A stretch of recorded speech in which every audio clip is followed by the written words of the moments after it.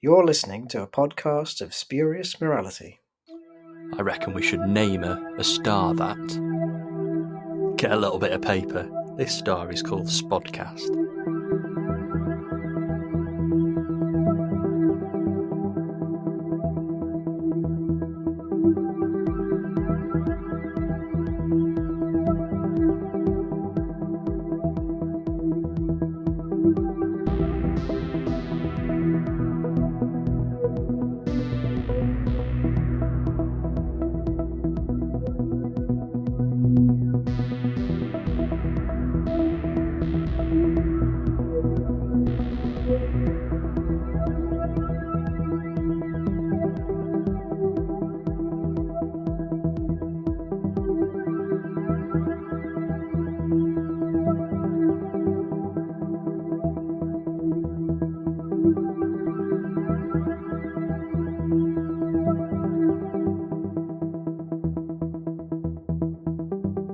Hello and welcome to a podcast of spurious morality. I'm Johnstone, and this week I'm joined by Mansoor. Hello.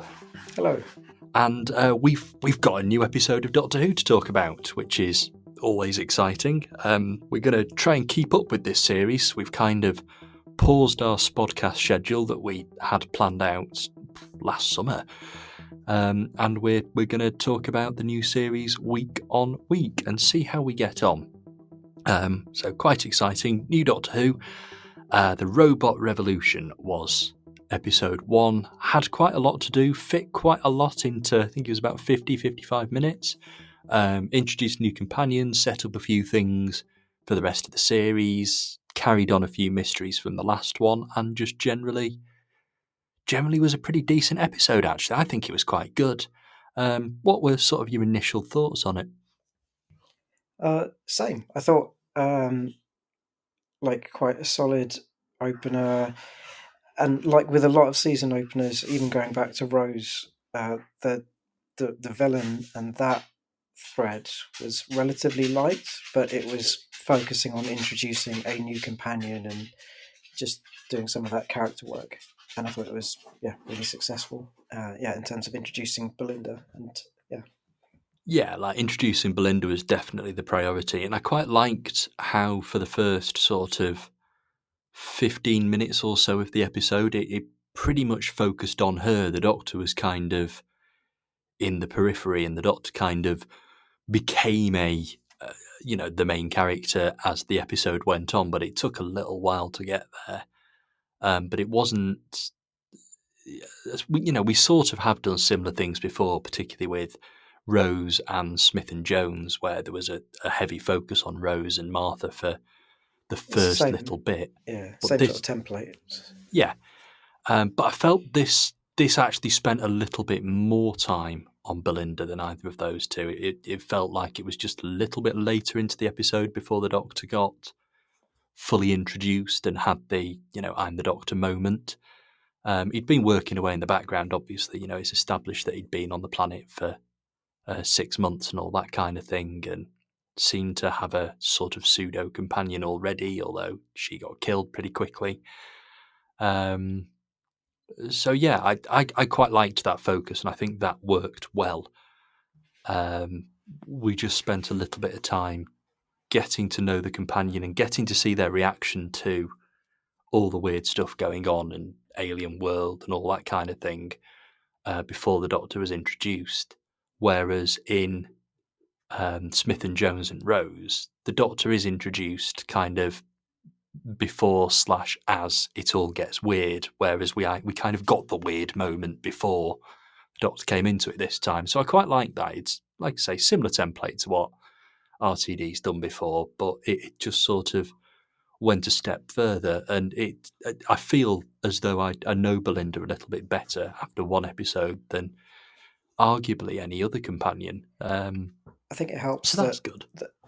Same, and I think it really helps that Belinda, I feel, is already a relatively interesting and different companion. She's got those elements of like Tegan and Donna and being like a bit more challenging or oppositional with the Doctor, but I felt like in this episode it's played a lot straighter and a lot more sincerely than in those other examples at times. Like with Donna, certainly it was much more played for laughs.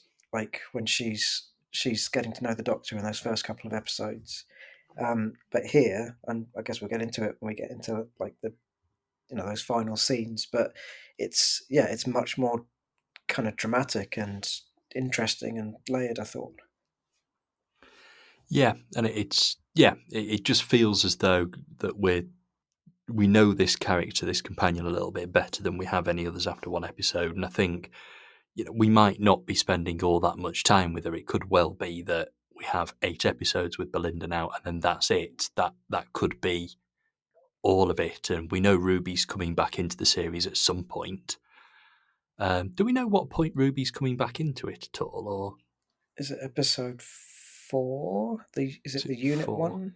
Episode 4, I feel like. Fair enough. Yeah, I've kind of Lucky not Day. looked into that, but I think that it's rings a Lucky Day. bell. Yeah, the Yeah. fourth one.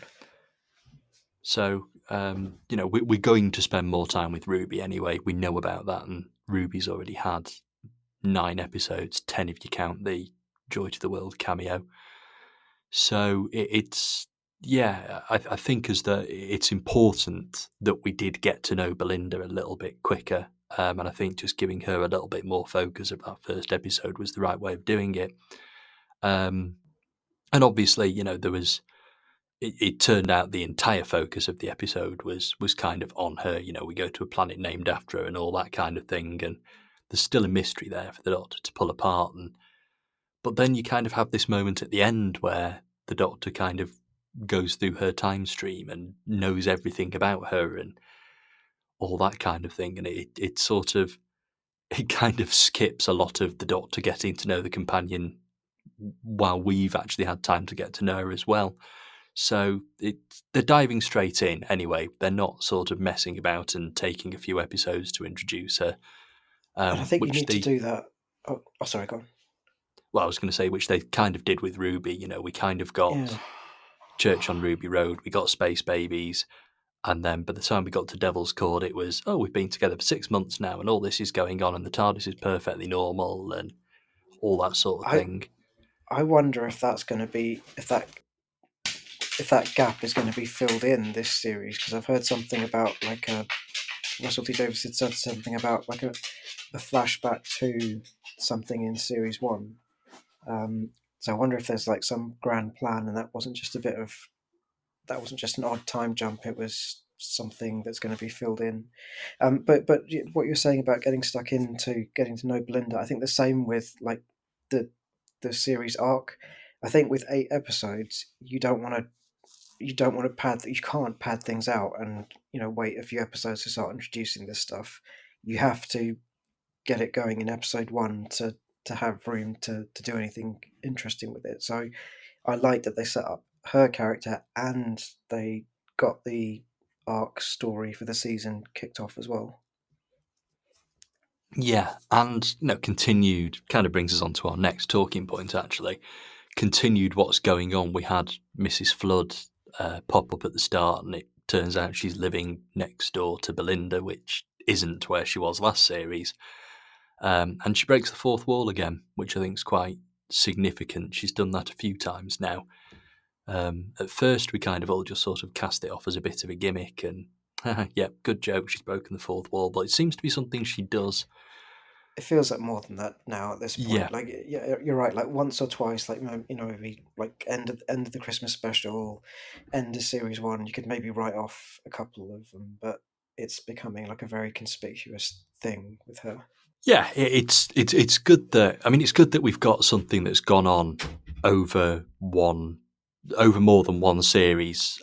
We've had a lot of one series storylines that haven't quite padded out or haven't had time to breathe. Or, I'm thinking back to sort of series 9 when we had the hybrid, which was a fairly cool idea that never quite got explored beyond the idea of a hybrid being mentioned once per episode. Whereas Mrs. Flood, it feels like there's genuinely a mystery being built up. There's something going on there, and I think I've read somewhere that she's in every episode this season. I don't know if I've made that up or not, but Yeah, because there are cast lists for some of the episodes at least. But yeah, she's definitely popping up in, seems like the majority at least. Yeah. Which is worth noting we did kind of have last year with the Susan Triad character.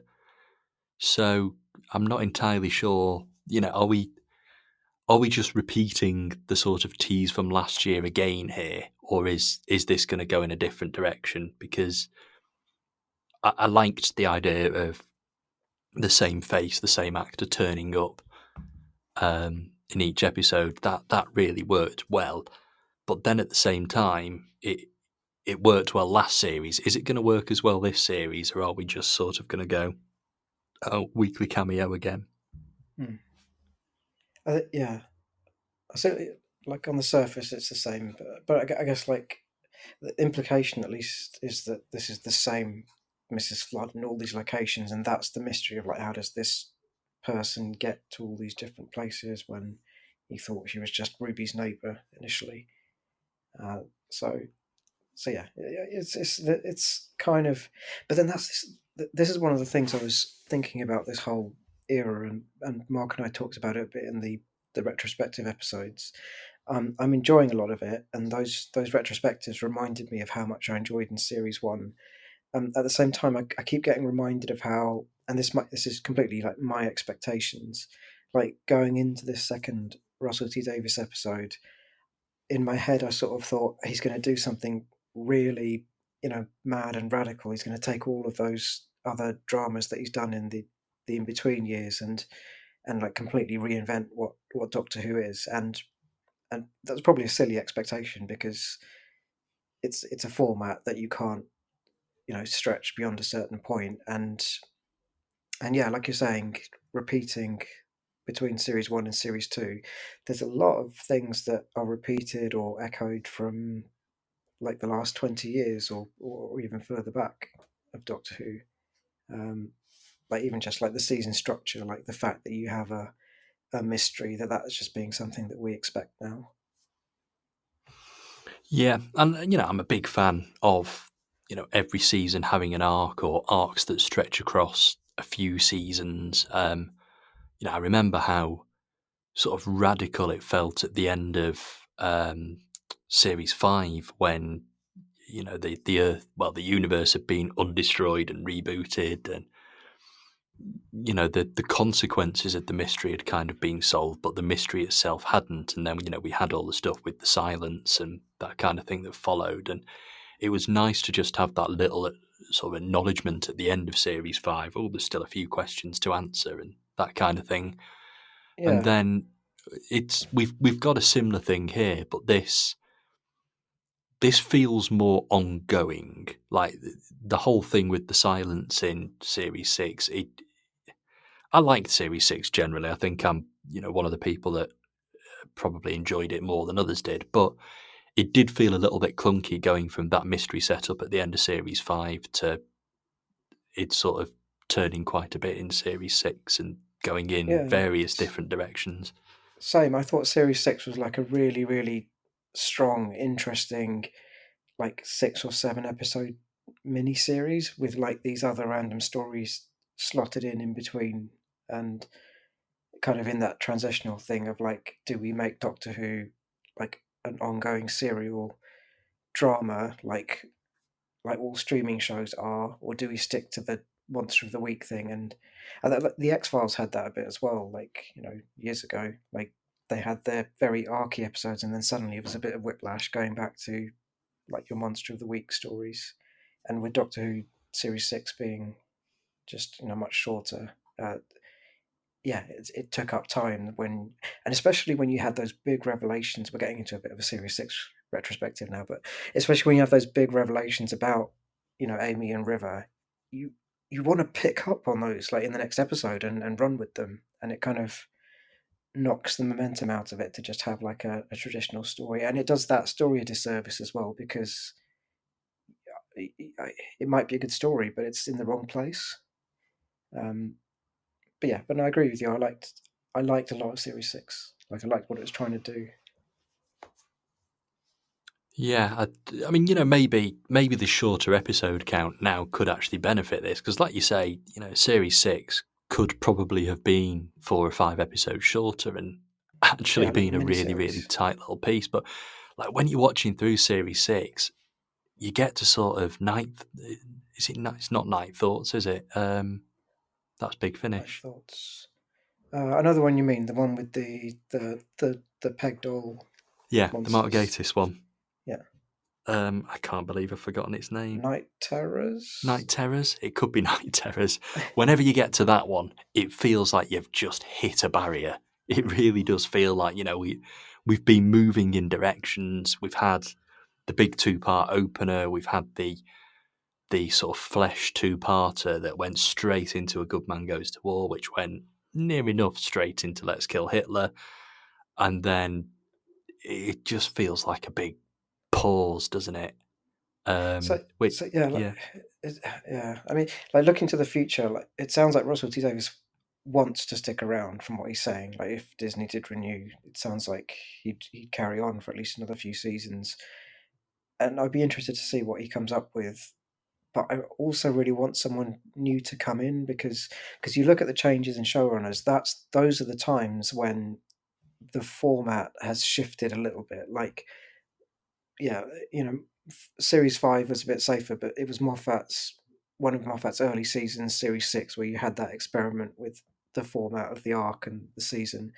And then Chibnall had some like other approaches, like I think like culminating in Flux, which was, I guess Flux is what we're saying Series 6 could have been, like 6 episodes telling a much more concentrated story with more momentum. Um, and then it feels like we've come back full circle and we're now getting 8 episode compressed versions of Russell T Davis's original 13 episode structure. Um, so, so yeah, always excited to see what he comes up with. But I would really like a new, fresh take on what Doctor Who could be next. You see, I think what I'd like to see is sort of a period of crossover. I think one thing that has sort of perhaps negatively affected the series quite a bit is every so many years the whole thing just seems to pause while we change over showrunner. Yeah, And it's I mean, it's not a hard reboot. I mean, in context of the series, it is kind of a hard reboot. It's actually quite jarring going from, I don't know, Twice Upon a Time to Woman Who Fell to Earth, for example. Um, and I wish we would actually have some kind of crossover. How kind of Barry Letts and classic Terence Dicks series. hung Yeah, around for a bit of season 12, and Robert Holmes and Philip and Hinchcliffe were involved companions, with 11. like on screen companions would carry over to like bed in the new Doctor and have some continuity. That was a bit of a tradition. Yeah, that'd help as well. So I'd quite like to see that. Let's say Russell T Davies. I mean, I think he said in an interview in the last week that his intention is to stick around for 4 or 5 series. Well, could he be sort of co-show running with the next person for series 4 and 5, and then just give us a sense of continuity, give us a sense that it's the same series? Because sort of bringing down a hatchet and going, it's a different thing now every 5 years, I think might actually have been to the series' detriment. Yeah, Um, we haven't had War Between the Land and the Sea yet, but I wonder if spin-offs might be a part of that as well. Because in again, like that, the start of the new series, we had Sarah Jane running and Torchwood, and like those are a form of continuity as well because you could have like the spin-offs running alongside the main show, and they don't necessarily need to stop when the main showrunners take over. Um, but, uh, but yeah, anyway. and, Um, having a spin off is a pretty decent proving ground for the next showrunner, absolutely. I mean, look at Chibnall. Chibnall did pretty good job on Torchwood, actually, particularly the second series. It's I think the first series was slightly chaotic production wise, yeah, in terms of like who was actually in charge and who, was it a Russell T Davies series? Was it Chibnall who seemed to be brought in last minute and all that kind of thing? Whereas the second series, which was pretty much Chibnall all the way, that was really good. It was pretty solid, pretty coherent storyline, and Just tone and everything. It felt yeah, like it knew what sort of show it wanted to be, whereas like Torchwood Series 1 was had some good bits, but you, like when I was watching it at the time, I remember just the whole time trying to work out, okay, what sort of tone are they going for? Like what sort of vibe is this? And then yeah, series 2 just felt like much more self assured. Like no, this is what Torchwood is. yeah, and it had things like that very sort of loose three-parter featuring Martha through the middle, and the whole Owen being killed story and that kind of thing, and that was brilliant. It was really, really good. Um, so maybe just some kind of moving forward, some kind of showrunner crossover handover series or two, just so there's a smooth transition and not like a hard. It's different now. Knock on the head. Feels like you're restarting. I suppose Russell T Davies has brought things through from other eras. We have got unit characters and that kind of thing coming through from other eras. So it's not entirely sort of locked off the past. Whereas Woman Who Fell to Earth really did feel like a complete and total divorce from what come before, as did the 11th Hour. Um, and yeah, I think I'd rather have just sort of a more smooth sense of Yeah. things moving forward. I guess showrunners might. This is just speculation, but I'm assuming when a new showrunner comes in, they kind of want to put their stamp on it and Yeah, draw a bit of a line and say like, this is what my vision of the show is, uh, and then I think in both those eras they did start. Well, like Kate comes back in later Chibnall uh, episodes, and so they do start bringing in more bits from previous eras. But yeah, like that is one thing Russell Davis has done this time, like fully embraced the timeless child stuff, and I think actually built on that in like an even more interesting way than we actually had in the 13th Doctor's era. So yeah, he's been like very open to embracing like the past 20 or further. Well, with Sutek much further back than 20 years as well. yeah, and but I guess Russell T Davis has got the confidence to do that because it's something he did very, very, very, very slowly throughout his first run. Yeah, He really did. It wasn't all dumped there in Rose. We didn't get a reference to Skaro till the end of the second series. Gallifrey and came after that, and he it felt like he was was very cautious. He was yeah, worried about because I guess this is coming off the back of the TV movie where in the first like 30 seconds you get like a Wikipedia article about the Doctor and the Master and the Daleks in that opening narration, and I felt like I imagined that was at the back of his mind when he's writing Rose and thinking about those first couple of seasons to not do that and to yeah, very consciously and carefully introduce things in a way that makes sense to new people. which there's definitely been a shift in over 20 years of New Doctor Who now. Like you say, we had Sutek in Series 1, which still kind of strikes me as mad. And we got a special edition of Pyramids out of it, which Yeah, is fantastic. Um, so, yeah, it's good that we are able to now go back to stuff a little bit more, I guess. And if certain rumours about Mrs. Flood are true, we're going to be doing something similar to that again. So I'll see, I'll sort of hang a very tentative spoiler warning before I start discussing this. But there's rumours out there that she is somehow is linked to or is bi-generated from or whatever you want the Rani. Now, okay, we've had 17 million Rani rumours since 2005, but there's obviously something.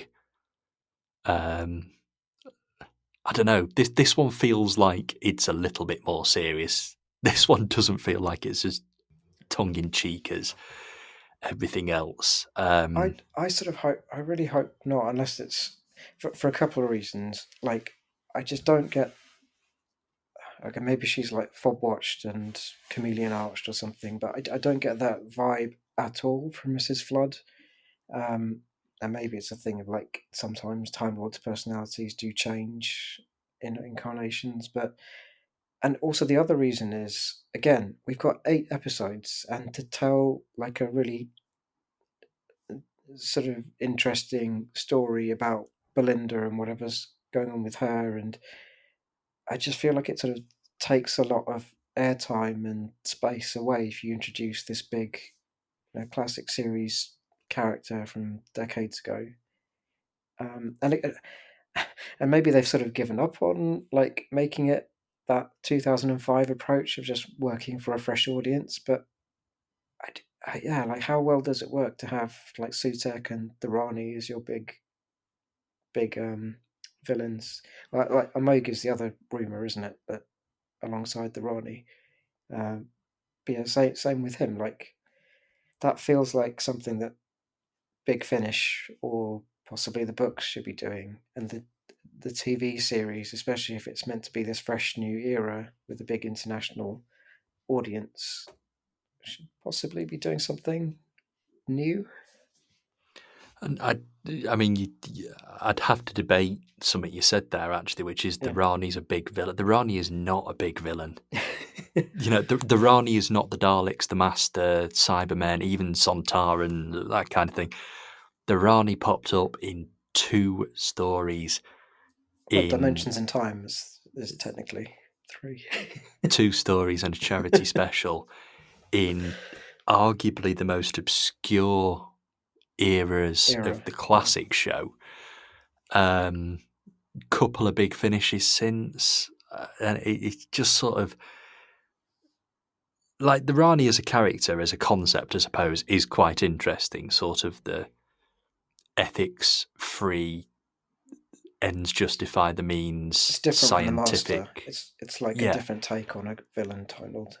yeah, like the Rani serves a purpose. The Rani does something specific. I don't see what the Rani would be doing knocking about in, this time where the pantheon gods, Sutex, toy makers, whatever, are kind of creeping into our universe. The Rani does not fit into that. That's not the Rani's MO. Not at all. And uh, in the finale to series 1, the way that Mrs. Flood is talking just before she's dusted is like she's talking as though she is some power, like on a level with the gods, or is a god herself. Um, and yeah, the Rani is very, might be egotistical or arrogant, but it doesn't feel like the kind of thing that she would. It doesn't feel like the way that she would talk about herself. She's a scientist. Like, how is she suddenly talking like some sort of mythical superpower?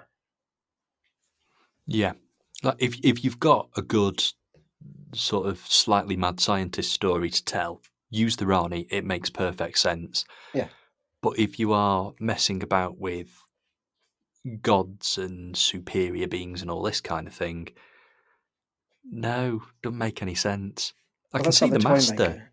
I can see the master kind of having something to do with it. The master's gone after godlike creatures before, think like the demons or the time monster, that kind of thing. But Yeah, that would make more sense. yeah, Um, it's not a Rani thing. I do hope that rumor is absolute bobbins, but if it turns out to be sort of anything at all, I hope it's done well, and I hope it's done for a reason, and I hope it's not here's the next level of significant villain that we can think of because we've brought everything else back. Tune in for series 3 where we're digging Sill up. Yeah, we've had all the classic big bads now. We haven't really got any big classic series villains worth bringing back. I think it, Russell T Davies talked about using the toy maker in the recent specials, and how like it wasn't originally the toy maker, and then he was writing it, and then he thought, okay, well, this might as well be the toy maker because he's close enough to this threat that I'm putting in this story. That makes complete sense to me. It's like you were saying, like if you've got a story where it's a scientist character, that might as well be the Rani.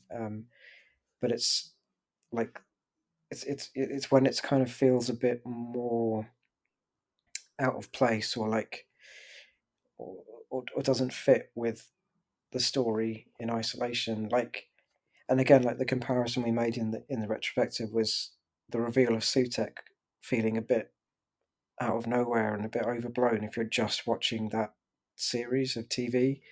Whereas if you watch series 3 and Utopia and the Masters reveal, there's enough seeded in those episodes in that season, with the fob watch, with mentions of Gallifrey, with all of that in that same series of TV, that you get the significance of that reveal when the Master opens the fob watch.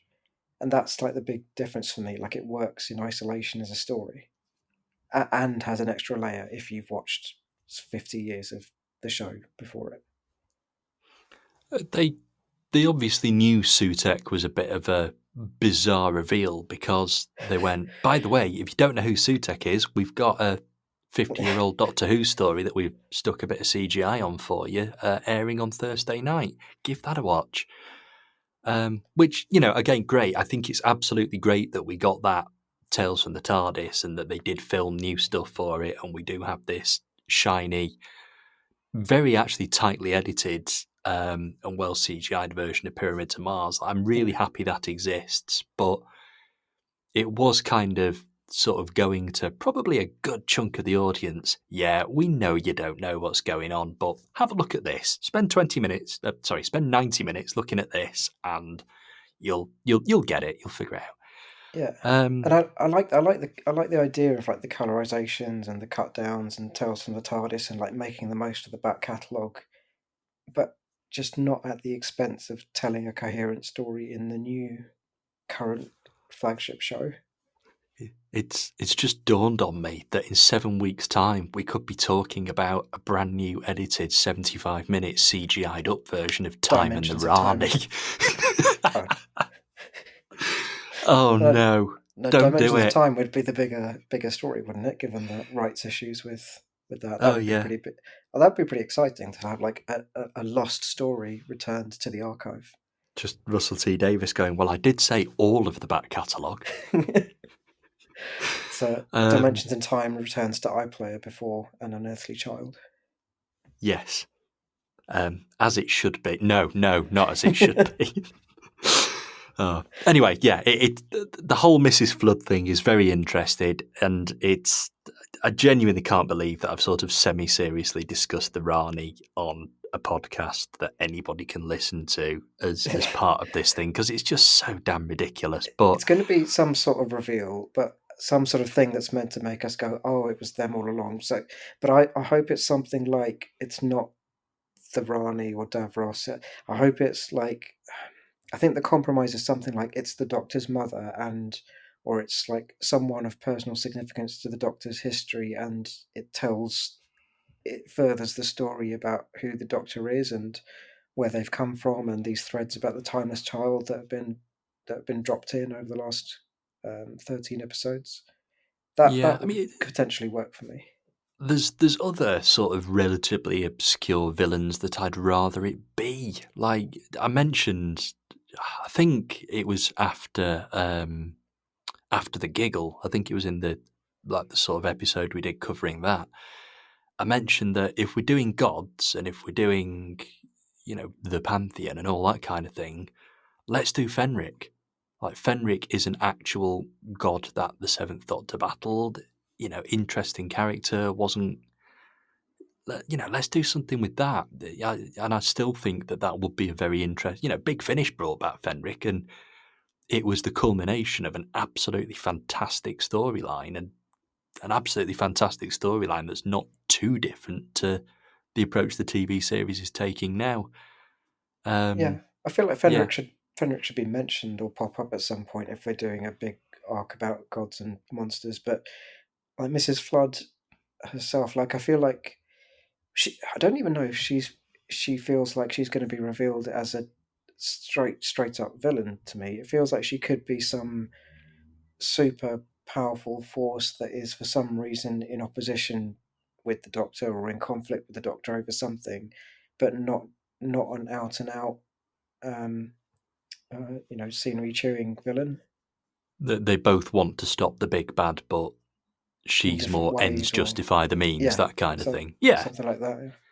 yeah. I think that. I think that's how I would like at this point. I think that's how it would like to turn out. But I think that there's going to be something. There's going to be some kind of twist or whatever that sort of we didn't see coming, and At the end. at the end, I was trying to avoid saying that. Okay, well let's switch back to the robot revolution and let's talk about the Doctor in the episode. We've talked quite a bit about Belinda. We've not really talked about the Doctor. Can't say I noticed any sort of significant changes between the Doctor we've seen before and the Doctor we've got here. And I mention this because I have often argued, it's not always the case, but I've often argued that a new Doctor's first series is their weakest, and we see some fairly significant level of performance change between the first and second seasons. I think this is the case with most Doctors. Whereas this seemed to just be picking up where we were before. We've still got a very emotional Doctor. We've still got, he's still quite excitable. I quite like his enthusiasm around, okay, Belinda, you're my new companion now, let's go travelling. And she's like, no, not doing that. And sort of in his enthusiasm, he's sort of crossed a couple of lines. He's crossed a couple of boundaries. And I quite liked him getting the telling off about the DNA test and that kind of thing. So maybe, yeah, a slightly sort of more alien version of this Doctor, perhaps one that crosses a line a little bit more. But it was very similar. The performance was very much the same, I think. Not that I'm complaining. I really, really enjoyed Nshute's performance of the Doctor, and I do think that he has more or less got it right since day one. But yeah, I felt as though the tears were earned this time. I felt as though it actually worked with the episode, and the Doctor had just lost, like I say, someone who's hinted at being sort of a pseudo companion for the 6 months leading up to the events there. It's pretty telegraphed. It was like very much like 3 days away from retirement kind of moment when she says, like just before she dies, when she talks about going off with him in the TARDIS afterwards. Yeah. But like the bit you mentioned where he gets told off, like that for me was the newest, most interesting bit for the Doctor's character. And it kind of like builds a bit on, because I think we saw a very different side to him in that moment in Joy to the World, when it's like almost that Curse of Fenric moment when he's pushing Joy and deliberately upsetting her and provoking emotions in her. And then in this scene, in this episode where Belinda challenges him or tells him off about the DNA sample, on the surface he apologizes, but actually from both of them, I think there's like really, really interesting stuff going on under the surface in both of their performances, where he's saying sorry, but there's something in his eyes and just something about the body language that tells me, oh, he's a bit thrown or even a bit pissed off about his charm not working on a young female companion in the way that it normally does. And I don't know, there's something between them that goes beyond like, you've done something wrong, okay, I've apologized for it. And like from her side, when he apologized, I don't know if I don't think she completely trusts it or trusts him. And I'm really curious how they get from this point of being a bit like at this point in the relationship to where they are in Lux in the next episode, because from the little clips we've seen, they seem really like on good terms. What are we going to get another 6 month time jump where they've been traveling around the universe for 6 months? But anyway, in terms of the Doctor's character, I thought that was really, really interesting, and it's an interesting comparison with the main villain of this episode, because there's the whole like incels thing, which I think works for what it is, but it's not the most subtle approach to that subject. And the villain's performance, both in his pre-robot and post-robot form, neither of those I think are the most subtle performances. Um, but then you have that, yeah, that was the most interesting scene of the whole episode for me. That moment at the end where it is really interesting and layered, like what's going on between the Doctor and his companion. And again, so different from the typical template from like Rose or even further back, where the two of them instantly get on together and they fly off and are just straight away having adventures.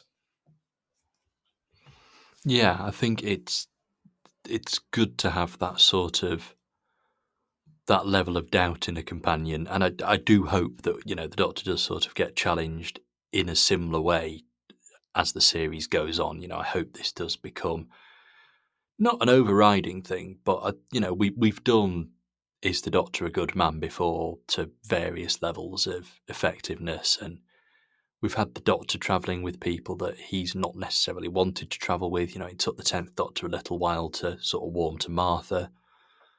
But this is the first time, certainly New Who has kind of done a companion that doesn't particularly want to be there, and it's good. I'm glad we're exploring that, and it obviously all ties into part of the storyline and that kind of thing. There's a reason he can't get a home, which is a mystery that will no doubt be solved as we go on.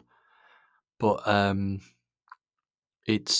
it's also an opportunity, and I kind of hope we take the opportunity. Like I say, I hope it doesn't sort of dominate an entire episode or something like that, but I hope there is just that moment of the Doctor being called out again, because it does certainly seem that this Doctor is driven by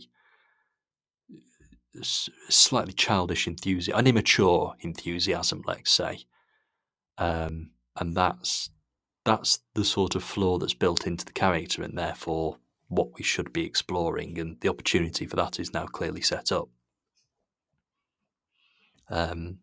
Also, the Planet of the Incels thing, which I liked that sort of where the episode came from, and where the villain came from, but I don't think we needed the line. I think the Planet of the Incels line was just a little bit too much. Like, we'd all got it. Everyone watching it had completely got it.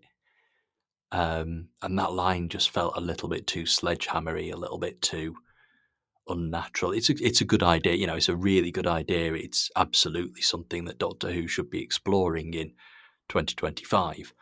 But yeah, I just felt as though there was a level of subtlety that could have been used there that wasn't, and it's kind of we've used that subtlety, or will use that subtlety in the TARDIS 5 minutes later. So can we not use that subtlety again beforehand? I don't know.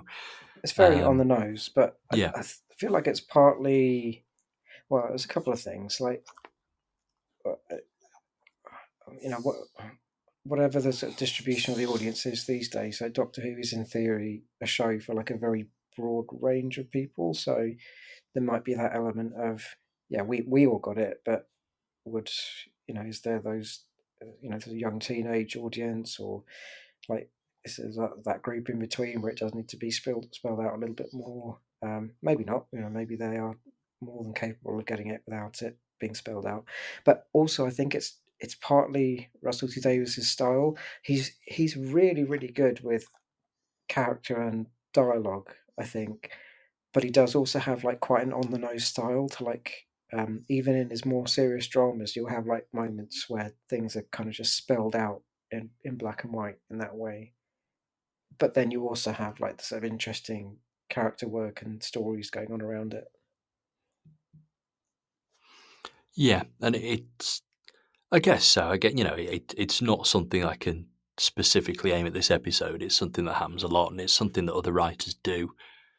I just thought maybe there was room for more clearly signposted subtext than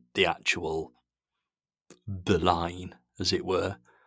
But it certainly didn't stop me from enjoying the episode. And like I say, I thought it was a really interesting direction to go, and the kind of direction Doctor Who should be going, more significantly, which is, what the cast have said, it's what Russell T Davies has said. So everyone seems to be on the same page, at least. Yeah. So we've kind of had a few things left hanging. Obviously, we've mentioned Belinda wanting to get home, and not being able to, but there was that sort of last shot as well that kind of heavily implied that the Earth had been destroyed, because we've got an Eiffel Tower and the Statue of Liberty floating next to each other in space. What are the odds? So that's kind of obviously what the big hook of this series is going to be. By the end of episode 8, we're going to find out how the Earth didn't get destroyed, or how it did and then got rebooted. Or we've done this before. We've definitely done this before. But it's, I don't know. Is it a good setup? Is it a good mystery? We've had the Earth gets destroyed on this specific date before, a few times, and I'm just kind of thinking, is that where we're going again? Is that indeed where we're going? Because there's the name of the final episode is the Reality War, something like that. And you just sort of think, well, is that what we're approaching? Are we, the Doctor, slipped into another reality here, or all that kind of thing? Feels a bit MCU.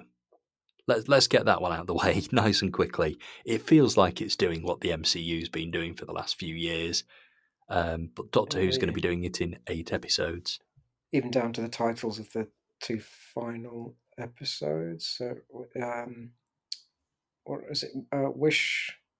What's the second last one called? Wish World, and then the Reality War. So yeah, that when I heard those titles, that immediately made me think of Battle World and Infinity War and Secret Wars. So yeah, it's even sort of aping that Marvel style of what you call the stories.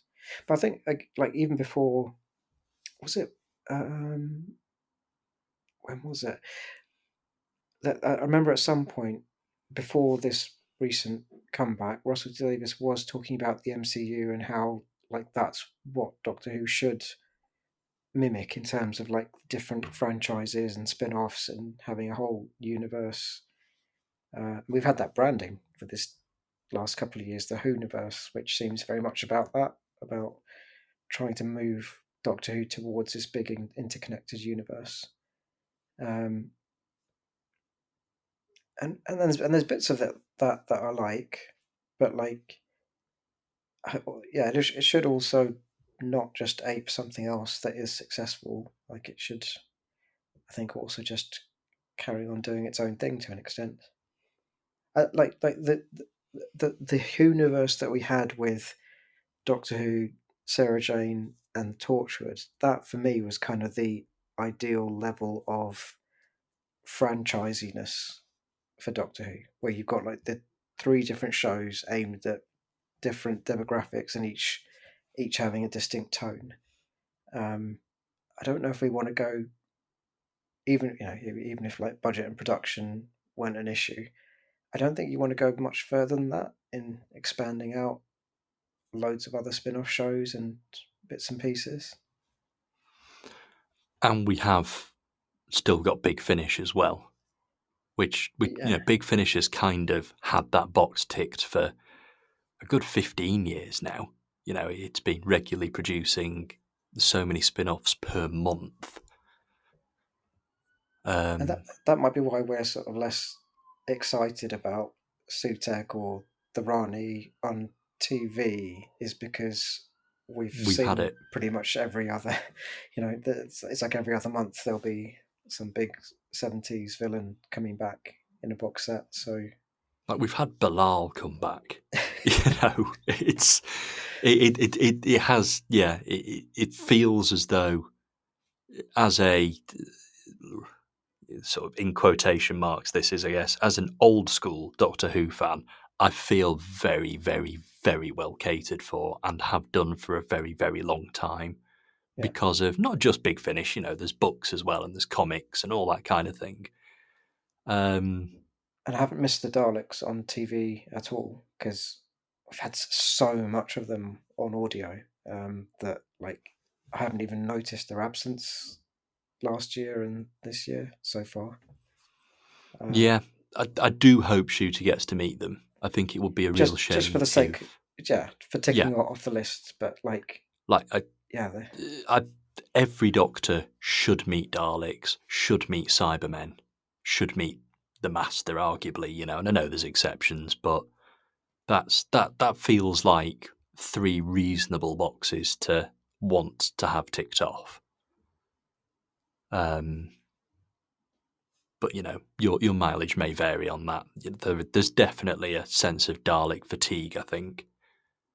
yeah, Um, even just on TV, and then yeah, if you take all of the audios into account, there are must be in the hundreds now of stories if you count like each episode of Dalek Empire and all of those. yeah. Must be well over 100 Dalek stories. Oh yeah, must be easily. But that's the nature of it. You know, they're a fantastic creation and they are a significant part of the Whoniverse. But I'm quite happy for the TV to spend a few years exploring other corners, Yeah, and not necessarily just bumping into them again. So yeah, like I say, I hope Shooter gets to meet them. I hope they do pop up at some point. But I'm not sort of sat here going, oh, I really want the Daleks back now. I'm really, yeah. really not. But you know, Russell T Davies has said there's no Daleks this series, just like he did with series 2. So yeah, which I think is probably a good point to end on. So yeah, Robot Revolution. I thought it was great. I thought it was a really, really strong intro. It's given us plenty to talk about and speculate about. It's done a really good job of sort of establishing Belinda. And Belinda and the Doctor's dynamic as well, I think. And Yeah, I hope it does get picked up on. I hope it is something that's explored further. I hope that we don't get sidetracked with too many other things that push out that story because I want that to be the focus of these 8 episodes right till the end. Like those two lead characters and what's going on with them, and like anything that's brought in as a surprise or a twist is fine as long as it furthers the that main character based story rather than just being there for a shock or a surprise. So that's my hope for the season. Yeah. Yeah, it's got to earn its place, I guess. But, you know, I hope we're sat here in 6 weeks' time before the finale speculating about things that we're genuinely excited about. And, you know, if there has been a twist, you know, if there is some big cliffhanger reveal at the end of Wish World, I really do hope it's earned. I hope it's justified. And I hope it's not just the Rani was the next character on our tick list of who should be brought back. We'll see. You never know. It could It be that we're sounds talking like about how well done it was that the Rani has been brought back. well, the Rani is working with Omega in the finale, but it sounds like the big twist will come at the from what I can work out at the end of episode 6, and like that will lead us into the last 2 episodes because it was episodes I think 3 and 6 that Russell T Davies said like to stay off social media or watch those ones as soon as you can. Yeah, So yeah, I feel like something big is going to happen right at the end of episode 6.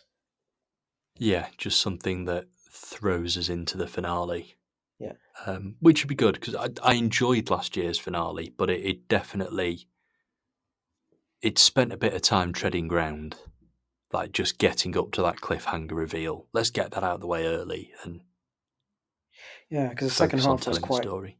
the second half in that destroyed universe was quite compressed, and yeah, I felt like we could have had more space for that side of the story. Yeah, definitely. Well, we will leave it there, but strong start to the series, and I'm looking Yeah, forward to see where it goes next. Definitely. yeah. Okay, well, thanks very much for joining me, Mansoor. That was The Robot Revolution, and here's to 7 more episodes over the next 7 weeks. Roll them on. Cool. And we'll be back to Spodcast about all of them. So thank you for listening, and goodbye now.